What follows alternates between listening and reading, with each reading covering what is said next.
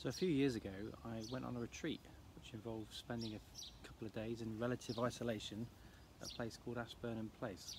Amazing place to go if you ever get the opportunity. Initially it was really hard to stop, but after a while I found myself reflecting prayerfully on the 50 years that I've lived on this earth. So I decided to write down key points from each year and reflected on how it had shaped me and my life journey. There were some highs, some lows, some challenges, some big decisions, some little decisions, some hopes and fears.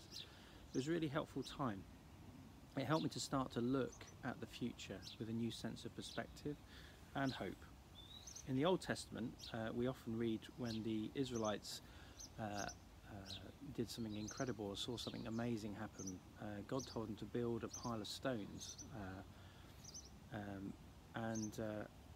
when they passed those stones in years to come, the idea was that they would remember and tell their children about what God had done. And in a sense, that was what I was trying to do. I was trying to spend some time remembering.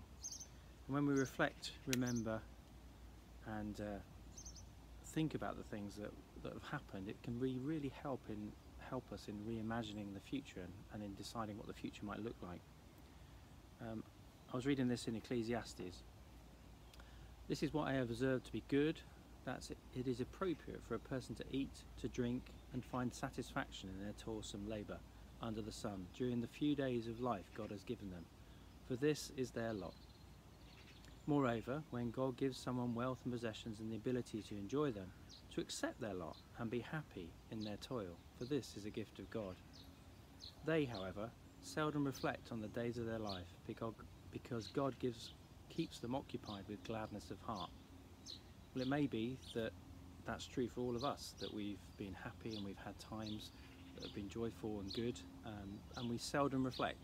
So I would encourage us all to perhaps in these next few days to try and reflect on some of the good things and the challenging things that have happened in our lives, that we can then think about how they might help us move into a future and reimagine what that might look like in terms of what we do for ourselves, but actually also what we do for our friends, our family, those people around us, our society.